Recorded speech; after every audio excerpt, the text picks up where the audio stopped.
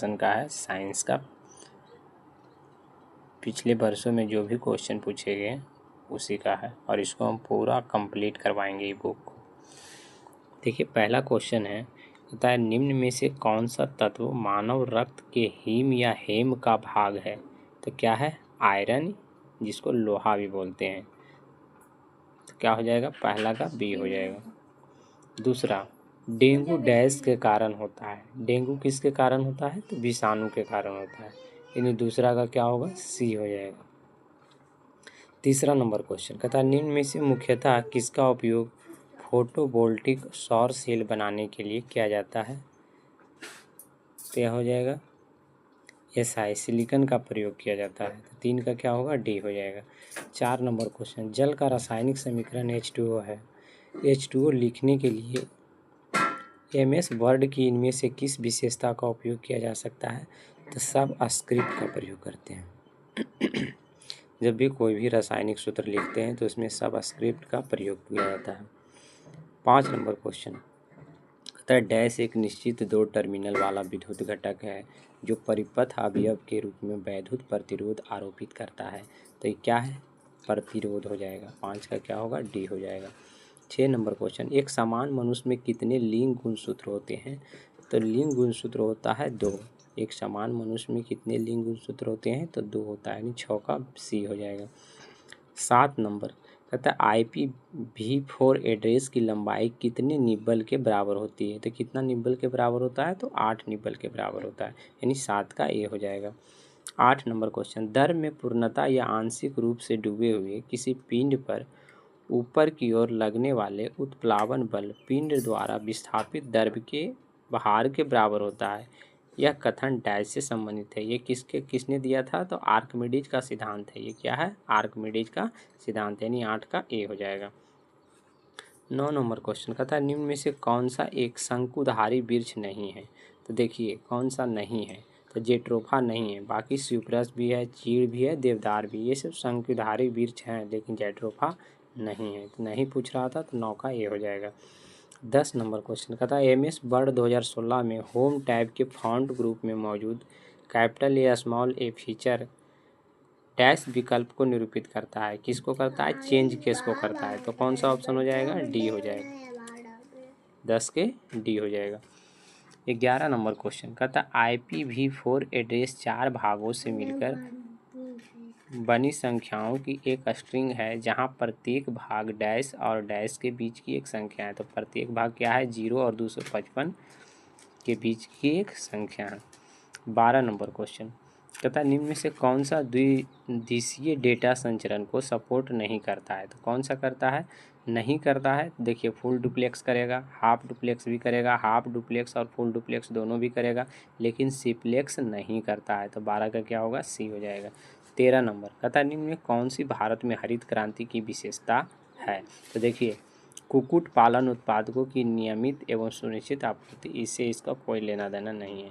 सेब की मात्रा के उत्पादन में काफ़ी वृद्धि, ये भी नहीं हरित क्रांति से संबंधित है। ग्रामीण क्षेत्र में सदस्य के गुणवत्तापूर्ण दूध का संग्रहण, ये भी नहीं है। देखिए चौथा नंबर, कृषि उत्पादन बढ़ाने के लिए रासायनिक उर्वरक का अधिक एवं उचित उपयोग, ये देखिए सही है। तो 13 का क्या हो जाएगा? डी हो जाएगा। 13 का डी।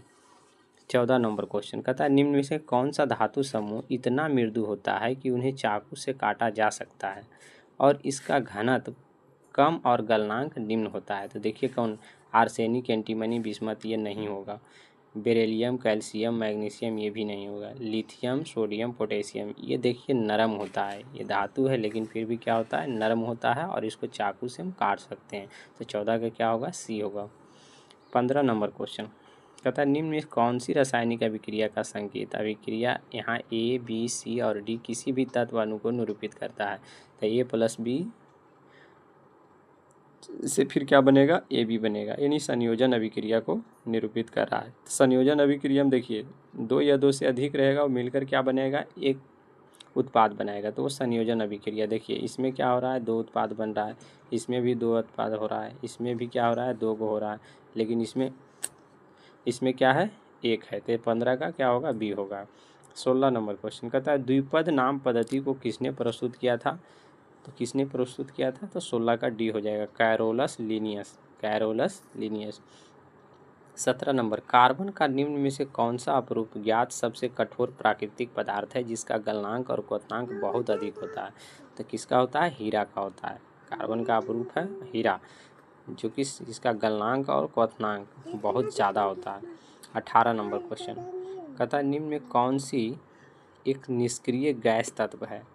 निष्क्रिय मतलब अक्रिय गैस। तो देखिए, क्लोरीन नहीं होगा, कैल्शियम भी नहीं होगा, नाइट्रोजन भी नहीं होगा, नियॉन होगा। तो देखिए कौन कौन से है, तो नियॉन हो जाएगा, आर्गन हो जाएगा, क्रिप्टन होगा, जेनॉन होगा, रेडॉन होगा। ये सब क्या है? निष्क्रिय तत्व, और हीलियम भी है। तो 18 का क्या होगा? डी हो जाएगा। 19 में विद्युत प्रतिरोध का मात्रक निम्न में से क्या है? तो विद्युत प्रतिरोध का मात्रक क्या है? तो ओम है। देखिए, शक्ति का मात्रक वाट होता है, कूलम जो होता है आवेश, और न्यूटन जो होता है बल का मात्रक न्यूटन होता है। तो 19 के क्या हो जाएगा? बी हो जाएगा। प्रतिरोध का मात्रक पूछ रहा है तो क्या होगा? ओम होगा। 19 का बी हो जाएगा। 20 नंबर क्वेश्चन, कहता है निम्न में से कौन सा पृथ्वी के भीतर के कंपनों का अध्ययन करता है? तो भूकंप विज्ञान करेगा। हस्तलेखन विज्ञान से तो इसको कोई मतलब नहीं है। चंद्र विज्ञान तो चंद्रमा के बारे में बताएगा। मत्स्य विज्ञान मत्स्य मछली के बारे में बताएगा। लेकिन भूकंप कर रहा है पृथ्वी के भीतर के कंपन का अध्ययन, तो क्या होगा? भूकंप विज्ञान होगा। तो 20 का क्या होगा? ए हो जाएगा। 21 नंबर क्वेश्चन, कहता है डैश द्वारा दाब प्रवणता बल के संतुलन होने पर भूस्थैतिक प्रवाह की स्थिति बनती है, तो उसको हम क्या बोलते हैं? कॉरियोलिस बल बोलते हैं। क्या बोले हैं? कॉरियोलिस बल बोलेंगे। 22 नंबर, निम्न में से किस कीबोर्ड शॉर्टकट का उपयोग विंडोज 10 सिस्टम में खुले ऐप्स के बीच स्विच करने के लिए किया जाता है? तो Alt प्लस टैब का प्रयोग करते हैं। किसका प्रयोग करते हैं? Alt प्लस टैब का प्रयोग करते हैं। यानी 22 का बी हो जाएगा। 23 नंबर क्वेश्चन, कहता एक्सेल वर्कशीट में सक्रिय सेल की सामग्री डैश में प्रदर्शित होता है। तो किस में होता है? तो फॉर्मूला बार में प्रदर्शित होता है। एक्सेल वर्कशीट में सक्रिय सेल की सामग्री डैश में प्रदर्शित होती है। किस में होता है? फॉर्मूला बार में। 24 नंबर, कहता निम्न में से कौन सा अधात्विक खनिज का एक उदाहरण है? तो चूना पत्थर हो जाएगा। कौन सा हो जाएगा? चूना पत्थर। तो 24 का सी हो जाएगा। 25 में, कहता है निम्नलिखित में से किस अयस्क में सबसे अधिक आयरन पाया जाता है? तो हेमेटाइट। सबसे ज़्यादा किस में होता है? हेमेटाइट। उससे कम होगा मैग्नेटाइट। ठीक नहीं, तो 25 के क्या हो जाएगा? बी हो जाएगा। थैंक यू दोस्तों।